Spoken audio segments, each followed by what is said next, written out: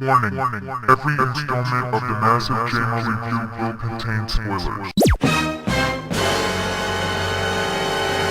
Hello and welcome to part 19 of the Massive JMO review. Today I am reviewing Star Trek. Special thanks to my friend Fuzz, who always fixes my computer when it breaks, and for letting me borrow this movie for the review. I had never seen any version, episode, or film in this franchise before now. Visually, this is the most technically appealing JMO film I have reviewed so far. The lighting, special effects, and cinematography were crisp, clear, and stunning. The editing was superb. I love the contrasting colors and the overall clean-cut look. It is clear to see that a lot of money went into this production, as it is a very professional quality. There are many visual shots that I loved. One of them being James T. Kirk as a little boy, right after the car goes off the cliff and he is in close-up with just a white background behind him.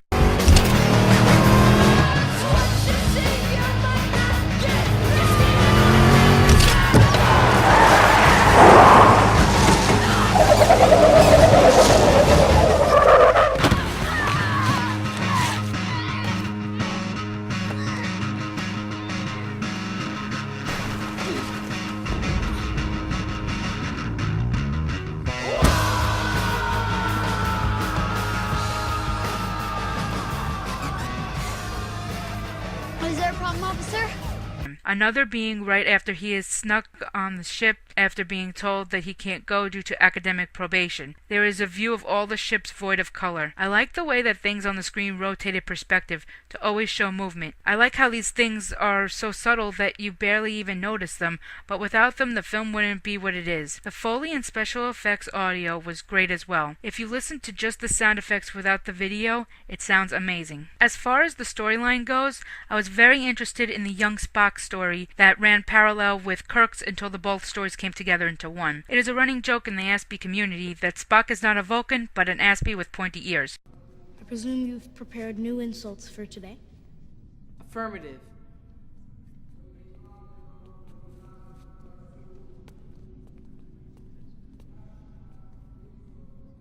This is your 35th attempt to elicit an emotional response from me.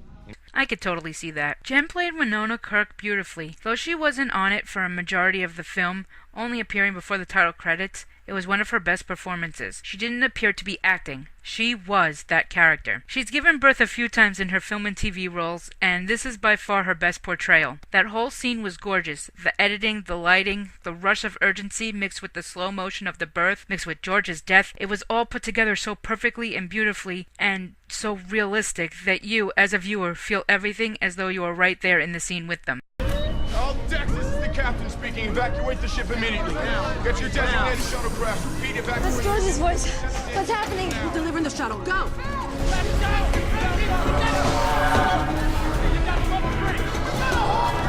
One's gone! Let's go!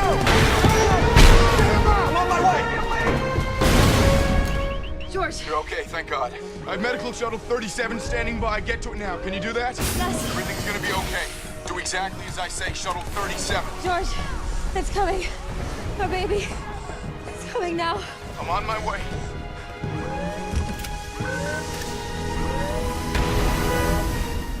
Autopilot function has been destroyed. Manual operation only. We're in effect now! Get to the shuttle! Move! Move! Get to the hangar! Oh, that's a big one. Just keep breathing. You'll be fine. And the baby too, right? And the baby too.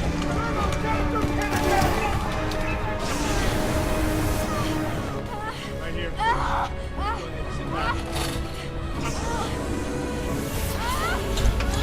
Captain, the shuttle 37 is my wife on board.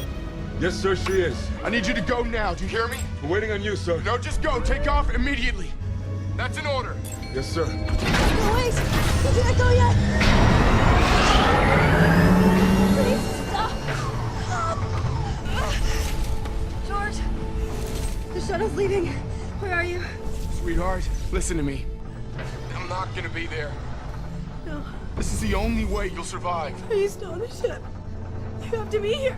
The shuttles will never make it if I don't fight them off. George, I can't do this without you. Okay, I need you to push now.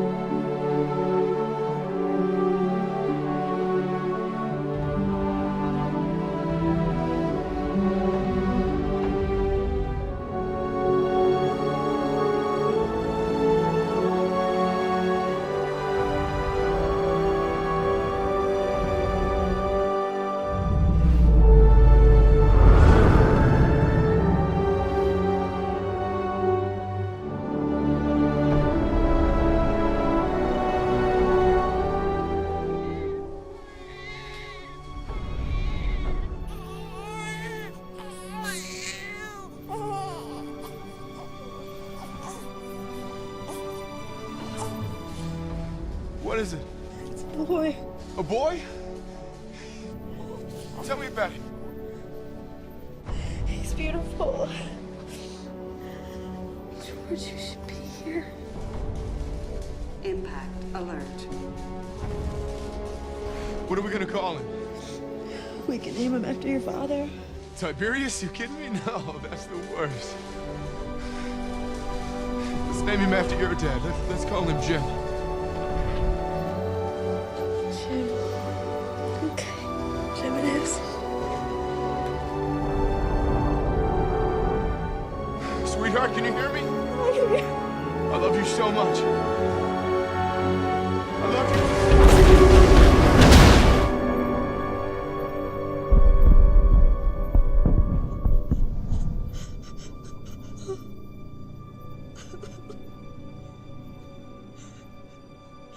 I actually liked this movie. I didn't think I would because I'm usually not interested in this genre of film, but it was very professionally done, had believable characters, and one of the best editing I have seen so far during this process of watching all of Jen's film. Now, had I seen the previous versions of the Star Trek franchise, I might have more to say about how the characters were revealed or how the backstories compared to the known story, but since I haven't seen any of those, I can't comment on that aspect. Please come back next time when I will be reviewing Stir of Echoes.